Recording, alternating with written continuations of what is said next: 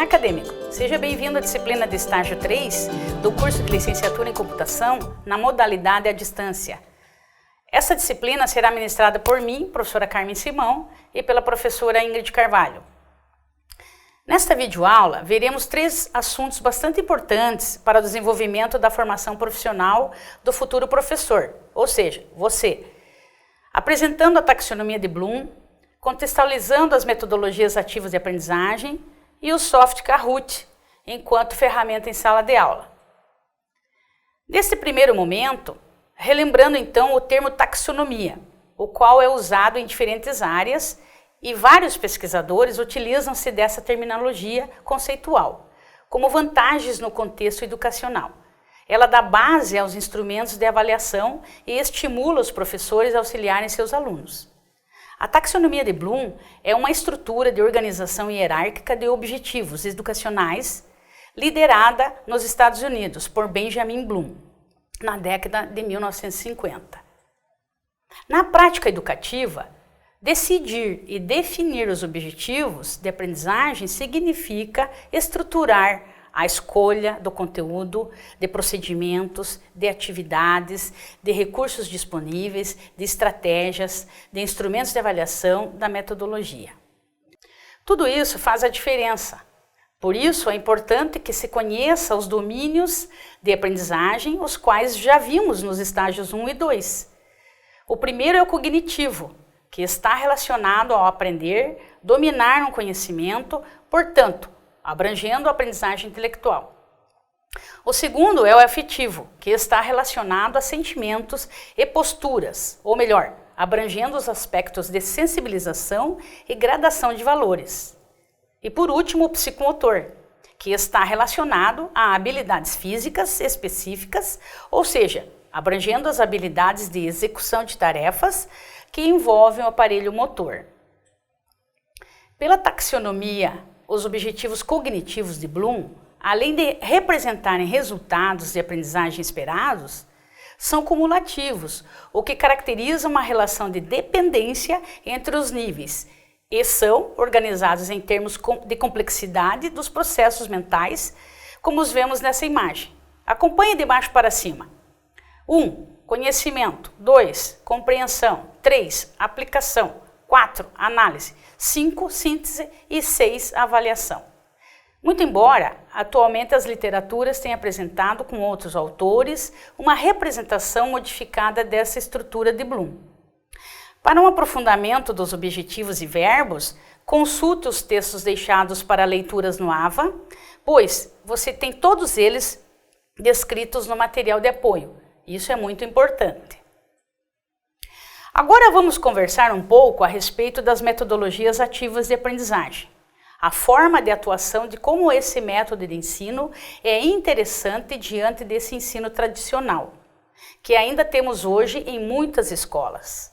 Ou seja, como vemos na imagem, o professor escreve o conteúdo no quadro negro ou aula expositiva com data show e os alunos copiam sentados passivamente em suas carteiras enfileiradas.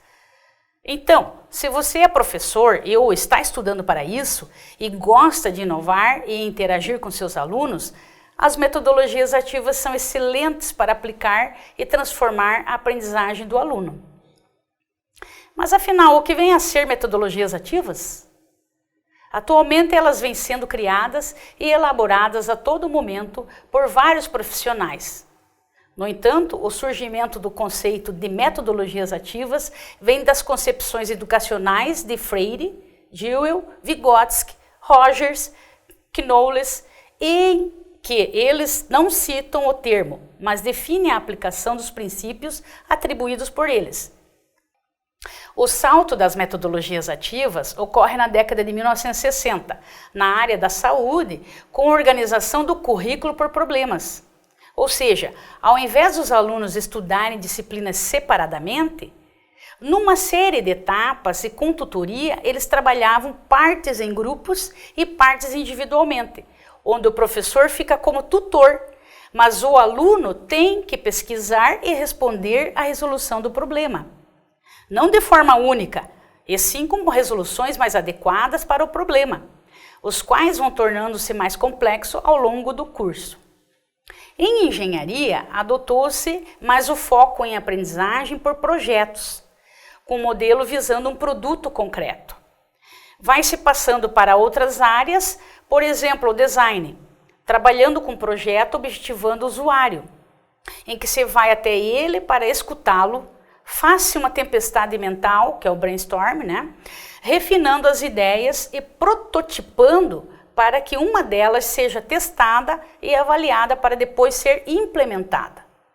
Portanto, é aprender fazendo, refletindo, ouvindo, testando e avaliando. Um dos conceitos de metodologias ativas é ao que se remete aos processos de aprendizagem em que os alunos participam ativamente da construção do conhecimento.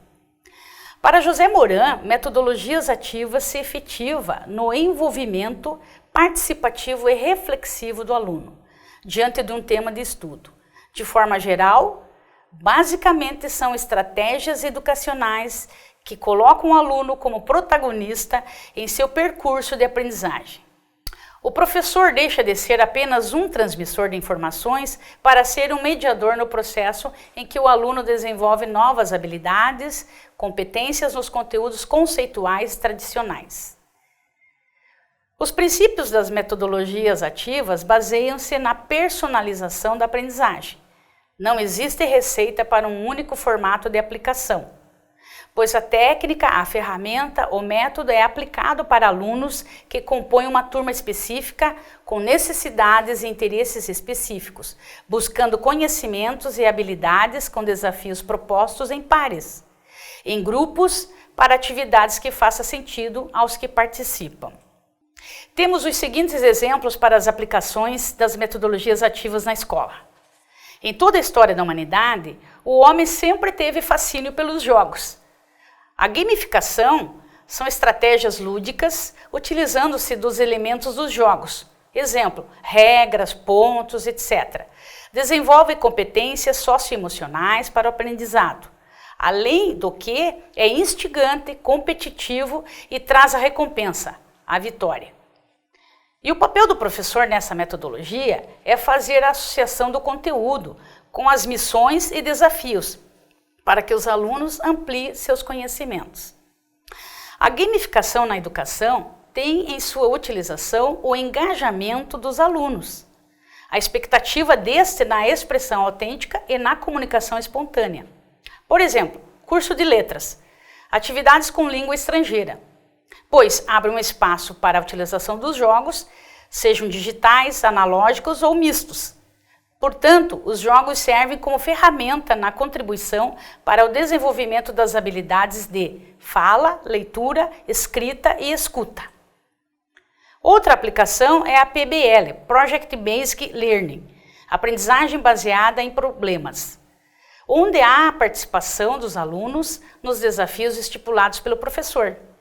Os alunos têm autonomia, trabalho em equipe, colaborativo, tem a liderança, a solução de problemas, trabalhos interdisciplinares entre as disciplinas e experimental com as pesquisas.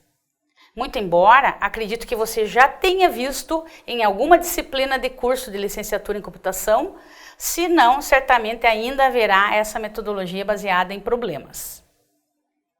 Vejamos outra metodologia, a sala de aula invertida, conhecida pela sigla SAI. Sala de aula invertida, os alunos estudam conteúdo em casa e os encontros presenciais ficam dedicados para as dúvidas e resoluções de questões. Como vemos na imagem, a sala de aula invertida apresenta 3 etapas. O antes da aula, em que o aluno estuda o conteúdo em casa, o durante a aula, em que o aluno aplica os conceitos em atividades práticas com o feedback do professor. E o após-aula, em que o aluno verifica seu desempenho a partir do feedback do professor e aprofunda os estudos. Ou seja, o processo de aprendizagem inicia com os materiais selecionados pelo professor sobre um tema, o qual é enviado antecipadamente esse conteúdo para os alunos. E quais as vantagens da aplicação de sala de aula invertida? O aluno é ativo e procura entender o conteúdo por meio das tecnologias digitais educacionais. O aluno participa de uma discussão-debate, se envolvendo na situação. O aluno chega para a sala com um conhecimento prévio sobre o assunto. O tempo em sala de aula promove a interação entre os alunos, trabalho em equipe, num contato social. Ocorrem melhorias na retenção de informações, tornando a aprendizagem mais significativa. Leva os alunos a um nível mais homogêneo de conhecimento, uma vez que a sala é heterogênea. E o que a internet tem a ver com a sala de aula invertida? Os alunos iniciam a ter interesse pelo assunto e realizam buscas, pesquisas para um conhecimento na internet, como por exemplo, em sites, blogs, vídeos, entre outras fontes encontradas. Nessa disciplina, abordaremos esse tema em outra videoaula. Aqui temos as atividades entre pares, ou peer instruction, em que os alunos, em grupos, chegam à solução colaborativa, mesmo havendo divergências. Essa metodologia surgiu na década de 1990, pelo professor de física Eric Mazur, da Universidade de Harvard, nos Estados Unidos. Esta metodologia vem para entreter os alunos de forma em explicar conceitos sobre um assunto específico. Ou seja, os alunos discutem entre eles. O ponto central é a interação entre os alunos. Na metodologia de ensino híbrido, ou blended learning, mais conhecida como aprendizagem semipresencial, em que mescla aulas parte online e parte presencial, intercalando conteúdos que se complementam. Ou seja, parte do processo ocorre em sala de aula, em que os alunos interagem entre si, trocando experiências, e outra parte é online, utilizando meios digitais para que o aluno tenha mais autonomia na forma de aprendizagem. Muito importante ter a consciência de que a sua aplicação necessita de um plano estratégico de estrutura educacional. Existem outras metodologias, como seminários, júri simulado, estudo dirigido, estudo de caso, entre outras. O uso de ferramentas das tecnologias digitais aplicadas à educação vem para enriquecer o processo de ensino-aprendizagem do aluno. A aplicabilidade de qualquer metodologia ativa na educação a ser levada para uma sala de aula vai depender do professor pesquisador, procurando inovar, criar, e este professor deverá fazer o diferente. Será o facilitador e o aluno o protagonista, interagindo ora em grupo, ora individualmente. Nesta fase do estágio 3, faremos uso da gamificação, com a utilização do software e ou aplicativo Kahoot, da sala de aula invertida com ensino híbrido ou blended learning. Você, enquanto professor, poderá aplicar aulas com as metodologias ativas. Procure verificar quais ferramentas se adequam. Estude-as, pois seus alunos já conhecem alguma delas. Por exemplo, o WhatsApp, o Facebook, o Google, etc.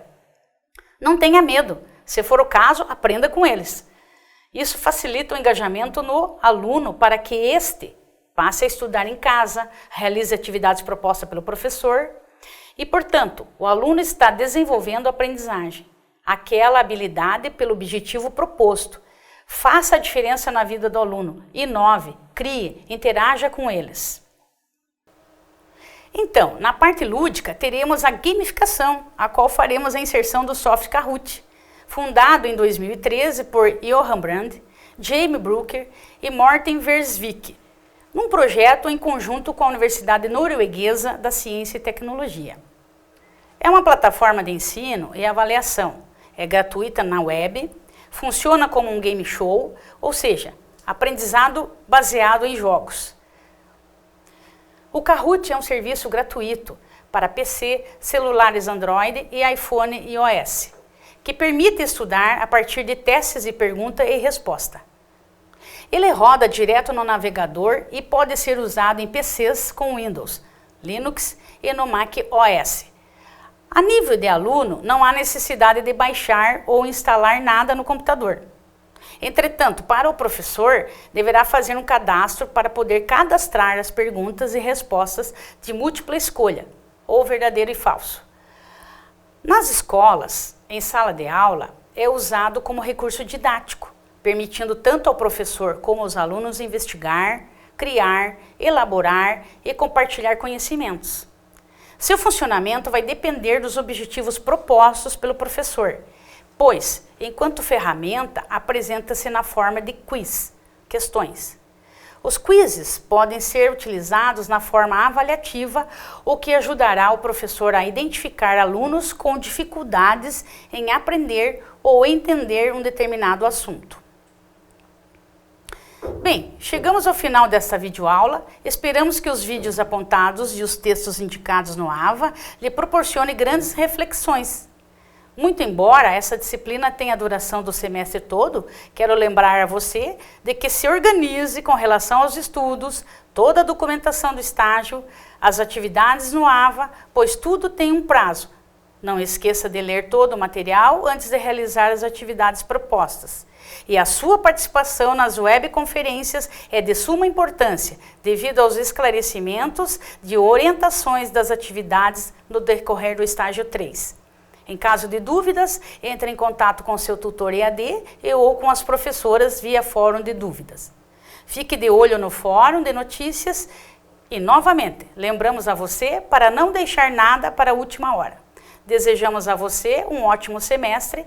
Estaremos à sua disposição juntamente com os tutores EAD.